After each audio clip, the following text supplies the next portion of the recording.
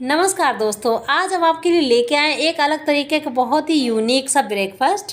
इस नाश्ते को आप कभी भी बना सकते हो क्योंकि इसको बनाना बहुत ही आसान है। खाने में ब्रेकफास्ट बहुत ही स्वादिष्ट और क्रिस्पी बनता है। तो चलिए आज की हम रेसिपी को शुरू करते हैं। तो इस ब्रेकफास्ट को बनाने के लिए हम यहाँ पे सबसे पहले 1 कप आटा लेंगे और आटा को हम यहाँ पे अच्छे से छान लेंगे। उसके बाद यहाँ पे हम लेंगे 1 कप मैदा। आप चाहे तो इस नाश्ते को आप आटा से भी बना सकते हैं और चाहे तो मैदा से भी बना सकते हैं। अब हम यहाँ पे लेंगे आधा चम्मच अजवाइन, जिसे हम हाथों से ऐसे क्रश करके डाल देंगे। उसके बाद डालेंगे आधा चम्मच नमक। अब हम डालेंगे यहाँ पे 3 से 4 छोटी चम्मच रिफाइंड ऑयल। आप यहाँ पे मोहन के लिए देसी घी का भी यूज़ कर सकते हैं। अब हम आटा को हाथ से ऐसे ही क्रम्बल कर लेंगे और मुट्ठी बना के आटा को चेक कर लेंगे कि इसमें मोहन परफेक्ट है कि नहीं। यदि आपकी मुट्ठी आटा में आसानी से बंध रही हो तो आप जान लीजिए कि मोहन एकदम परफेक्ट है। अब हम आटा में थोड़ा थोड़ा पानी डालकर इसका सॉफ्ट सा डो बना के तैयार कर लेंगे। तो आटा को हमें यहाँ पे ज़्यादा सख्त नहीं लगाना है, बस जिस तरीके से रोटी का आटा लगाते हैं ना, बस उसी तरीके का हमें यहाँ पे डो बना के तैयार कर लेना है। तो हमारा डो हो चुका है रेडी। अब हम इसको 10 मिनट रेस्ट के लिए रख देंगे। अब हमारे यहाँ पे पैन भी अच्छे से गर्म हो चुका है। उसमें डालेंगे 2 से 3 छोटे चम्मच तेल। तेल के गर्म हो जाते ही डाल देंगे आधा छोटी चम्मच राई और साथ ही डाल देंगे आधा छोटी चम्मच जीरा। जीरा को हम यहाँ पे अच्छे से फ्राई कर लेंगे। उसके बाद हम यहाँ पे डाल देंगे प्याज। यहाँ पे मैंने एक मीडियम साइज़ का प्याज लिया है, जिसको मैंने बारीक चॉप कर लिया है। प्याज को हम यहाँ पे थोड़ा सा भून लेंगे जब तक इसका कलर नहीं चेंज हो जाता है। उसके बाद हम यहाँ पे डाल देंगे 4 से 5 हरी मिर्च को भी हम यहाँ पे थोड़ा सा फ्राई करेंगे। उसके बाद डाल देंगे कुछ मसाले। अब हम यहाँ पे डालेंगे आधी छोटी चम्मच हल्दी पाउडर, आधी छोटी चम्मच चाट मसाला और आधी छोटी चम्मच जीरा पाउडर। इसी के साथ यहाँ पे डाल देंगे स्वाद अनुसार नमक। अब मसालों को भी हम यहाँ पे थोड़ा सा चला लेंगे और उसके बाद डाल देंगे यहाँ पे आलू। तो मैंने यहाँ पे 3 से 4 उबले हुए आलू लिए हैं, जिनको मैंने कद्दूकस कर लिया है। तो अब हमें इन आलू को मसालों में अच्छे से मिक्स करना है। यदि आप फिलिंग को थोड़ा सा और स्पाइसी और चटपटा बनाना चाहते हैं तो इसमें थोड़ा सा लाल मिर्च पाउडर का भी इस्तेमाल कर सकते हैं। तो हमारे यहाँ पे बहुत ही बढ़िया सी फिलिंग बनकर के रेडी हो गई है। अब हम इसमें डाल देंगे खूब सारा धनिया पत्ता। धनिया पत्ती को भी हम यहाँ पे बहुत ही अच्छे से मिला देंगे और लीजिए बहुत ही चटपटी हमारी फिलिंग रेडी है। अब हम यहाँ पे एक बाउल लेंगे और उसमें लिया है 1 चम्मच मैदा। इसी में हम डालेंगे 3 से 4 चम्मच देसी घी। यहाँ पे आप देसी घी की बजाय रिफाइंड ऑयल भी ले सकते हैं। अब यहाँ पे हम इसकी स्लरी बना के तैयार कर लेंगे।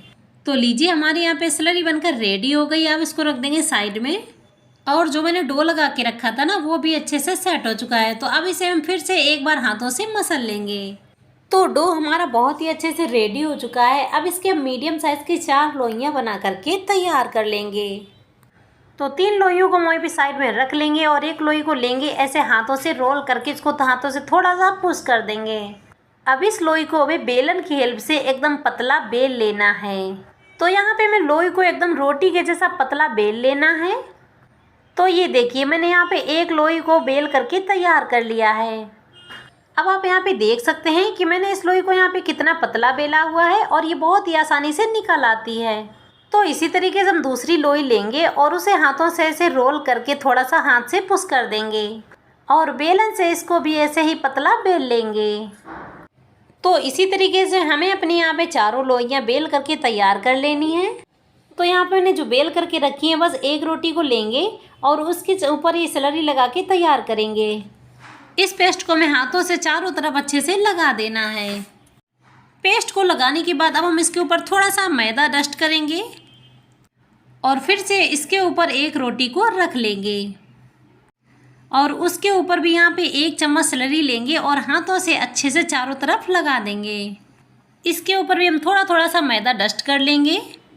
इसी तरीके से हम यहाँ पे रोटी की तीसरी लेयर को रखेंगे और उसके ऊपर भी स्लरी लगा के तैयार कर लेंगे।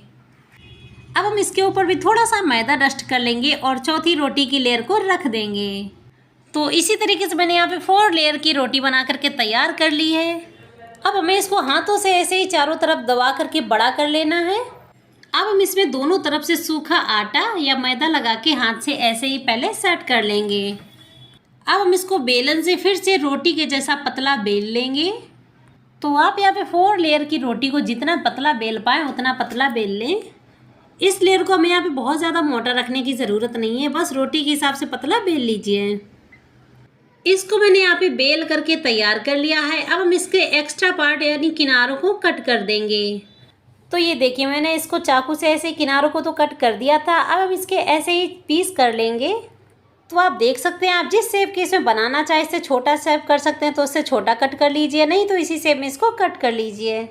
अब इन सभी भागों में हम एक एक चम्मच स्टफिंग रख देंगे। स्टफिंग को रखने के बाद अब हम यहाँ पे एक बाउल में 1 चम्मच मैदा लेंगे और इसका एक पतला घोल बना करके तैयार कर लेंगे। अब हम इसका एक भाग लेंगे और इसके ऊपर हम चारों तरफ इस घोल को लगा लेंगे। तो यहाँ पे हम इसको उठाएंगे और ऐसे ही एक साइड से चिपका देंगे और दूसरी साइड से भी हम इसको ऐसे ही चिपका देंगे। अब जितना भाग इसका खुला हुआ है ना, बस उसको भी हमें अच्छे से ज्वाइंट कर देना है।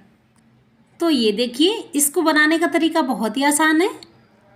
जब आप ये नाश्ता किसी को ऐसे बना करके खिलाएंगे ना, तो आपकी सब लोग बहुत ही तारीफ करेंगे। तो इसी तरीके से हम यहाँ पे दूसरा भाग लेंगे और इसके ऊपर चारों तरफ ये घोल लगा के तैयार कर लेंगे। अब इसको दोनों तरफ से ऐसे ज्वाइंट कर लेंगे और खुले हुए भाग को भी ऐसे ही चिपका देंगे। तो ये लीजिए, कितना आसान है इनको बनाना। आप भी एक बार इस रेसिपी को ज़रूर ट्राई कीजिए। आपको ये हमारी रेसिपी कैसी लगी हमें कमेंट करके ज़रूर बताइए। तो दोस्तों, यदि आप मेरे चैनल पर नए हो तो प्लीज़ चैनल को सब्सक्राइब कर लीजिए और अपने फैमिली दोस्तों में शेयर भी कर दीजिए। इसी तरीके से अब हम यहाँ पे अपने सारे नाश्ते को बना करके तैयार कर लेंगे। तो आप इनको सेब इस तरीके से देंगे तो ये बहुत ही अच्छे लगते हैं देखने में। तो यहाँ पे मैंने ऑयल को अच्छे से गर्म कर लिया है। अब हम एक एक भाग को उठाएंगे और ऑयल में डाल देंगे। तो जब हम इन सभी नाश्ता को सेकेंगे तो हमें यहाँ पे ऑयल को बहुत ज़्यादा गर्म नहीं करना है। गैस की फ्लेम को हमें मीडियम लो ही रखना है। तो इन सभी को ऑयल में डालने के बाद हम यहाँ पे 5 मिनट इनको छोड़ देंगे और थोड़ा सा इनको एक तरफ से ऐसे ही सिकने दें। थोड़ी देर एक तरफ सिकने के बाद इनको हम साइड चेंज कर देंगे। साइड चेंज करने के बाद हमें इनको ऐसे ही दोनों तरफ से उलट पुलट करके सेक लेना है। जब हम इस नाश्ते को थोड़ा लो फ्लेम में सेकेंगे ना, तो इसकी बहुत सारी लेयर दिखेंगी जो कि देखने में बहुत ही अच्छी लगेंगी। तो आप इस नाश्ते को चाय के साथ या कभी भी सॉस के साथ एंजॉय कर सकते हैं। ये नाश्ता खाने में बहुत ही टेस्टी लगता है।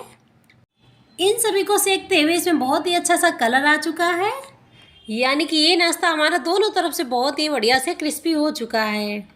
ये बहुत सारी लेयर वाला नाश्ता आप किसी को बना करके खिलाओगे ना, तो ये लोग आपकी तारीफ करते हुए नहीं थकेंगे। तो ये बहुत ही अच्छे से सिकने के बाद हम इनको एक जाली में निकाल लेंगे ताकि इनका एक्स्ट्रा ऑयल भी निकल जाए।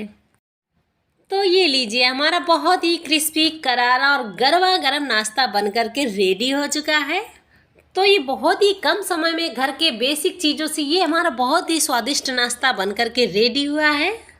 आप भी एक बार इस नाश्ते को ज़रूर ट्राई कीजिए। यकीन मानिए, ये नाश्ता आपको बहुत ही पसंद आएगा। तो चलिए मिलते हैं ऐसे ही एक और नई वीडियो के साथ। तब तक के लिए जय हिंद, वंदे मातरम।